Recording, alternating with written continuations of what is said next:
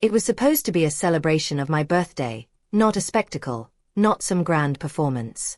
I walked into the restaurant expecting a quiet dinner, maybe a toast shared only with my wife.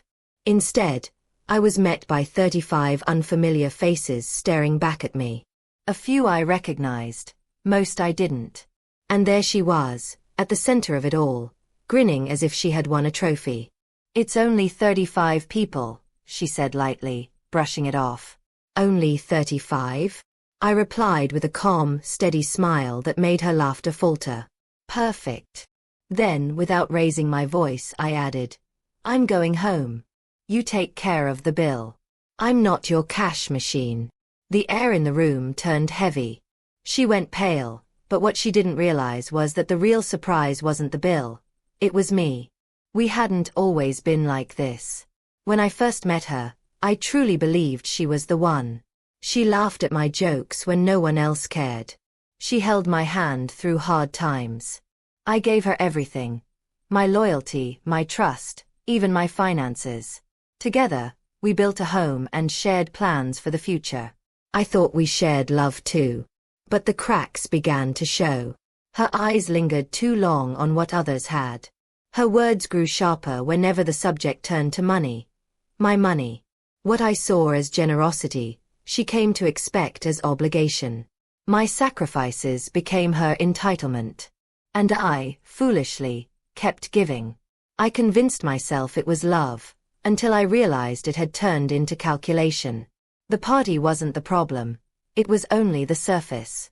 Weeks earlier I had stumbled across receipts hidden at the bottom of her purse. Designer bags, expensive jewelry I never purchased, dinners with people I had never met, all charged to my card. When I confronted her, she waved it off. "It's just money.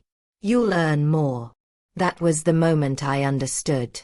To her, I wasn't a husband. I was a bottomless account number she believed would never run dry. So I stopped confronting. I stopped warning. Instead, I started watching. I tracked every transaction, made copies of every statement, and collected proof of her hidden indulgences. Little by little, I built a case that could bury her under the weight of her own greed. Revenge is not anger. Anger is reckless. Revenge requires patience. Quietly, I met with my lawyer. We reorganized everything. Ownership of the house, the car, the accounts, all shifted into my name alone. I moved assets into trusts she had no knowledge of. Then I let her keep spending, confident she was fooling me. But while she played her game, I documented every move. Bank records, photographs, even recordings. The final blow came when I uncovered her messages to friends, bragging about how she could get me to pay for anything, how she'd bleed me dry if our marriage failed. She laughed in those messages, but each laugh was another nail in her own coffin. So on my birthday, I played the role she expected.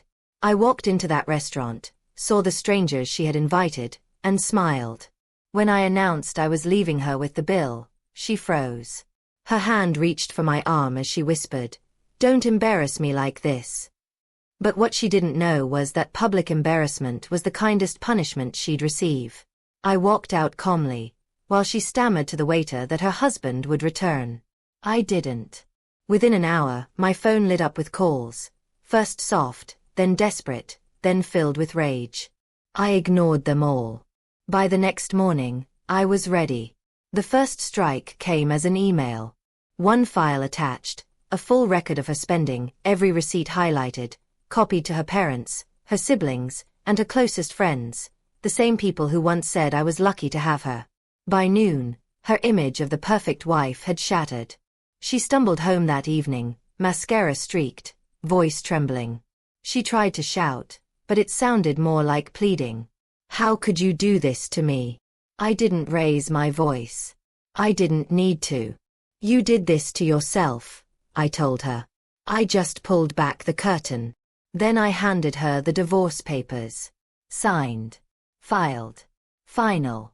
Her name was nowhere on the house, the car, or any account. "You thought I was your ATM," I said evenly. "Turns out, the ATM shuts down." Her face twisted through fear, rage, disbelief. She tried to threaten me with court, with taking half, with ruining me. That's when I slid a folder across the table. Evidence of everything. The debts she created in my name. The hidden spending. The mocking messages. I didn't have to fight her. Her own actions had already destroyed her credibility. Her face went pale. The fight drained out of her. She sat in silence, finally realizing the game was over.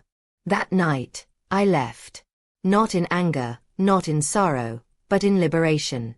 She once told me, "It's just money." But it was never just money. It was about trust.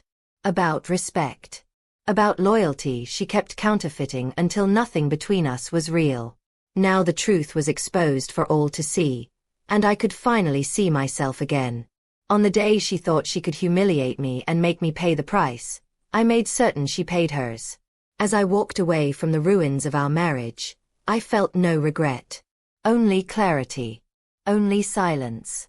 Only victory.